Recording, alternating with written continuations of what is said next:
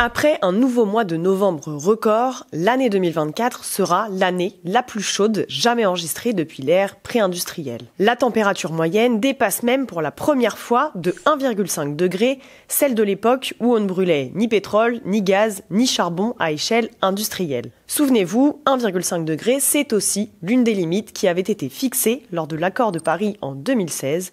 On revient sur la situation.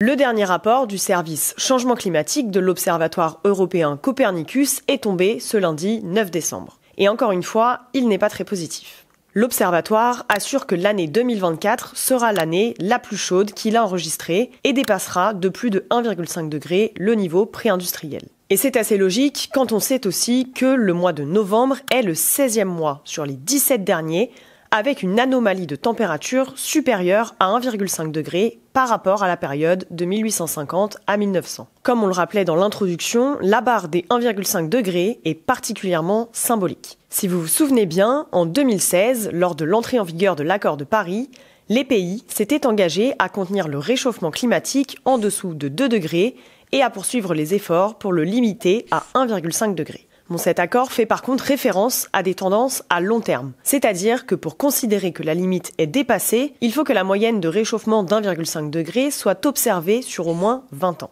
Mais dans tous les cas, ce nouveau record et ce cap franchi n'est pas une bonne nouvelle. Et d'après les derniers calculs de l'ONU, le monde n'est pas du tout en bonne voie. D'après l'organisation, les politiques actuelles des nations nous emmènent vers un réchauffement catastrophique de 3,1 degrés au cours du siècle. Ce réchauffement serait au mieux de 2,6 degrés si l'ensemble des pays mettaient en œuvre leurs promesses au sujet de la réduction des émissions de gaz à effet de serre. Mais aujourd'hui, selon l'ONU, les politiques climatiques sont insuffisantes pour limiter le réchauffement et les États doivent faire mieux. Après l'accord sans grandes ambitions signé lors de la COP29 de Bakou en novembre dernier, ils ont désormais jusqu'à février pour transmettre une révision de leurs objectifs climatiques d'ici 2035. L'autre chose à surveiller, c'est si l'influence du phénomène météo El Niño va bien se finir comme prévu. Je vous explique. En 2023, El Niño, combiné au réchauffement climatique d'origine humaine tout de même, a fait monter les températures à un niveau record. D'après les climatologues, le phénomène peut continuer d'influencer les températures sur l'année qui suit, avec un pic en décembre-janvier. Le problème, c'est que cette année, le refroidissement qui est censé suivre est très lent. Les experts estiment donc qu'il faudra s'interroger si les degrés ne redescendent pas plus franchement en 2025.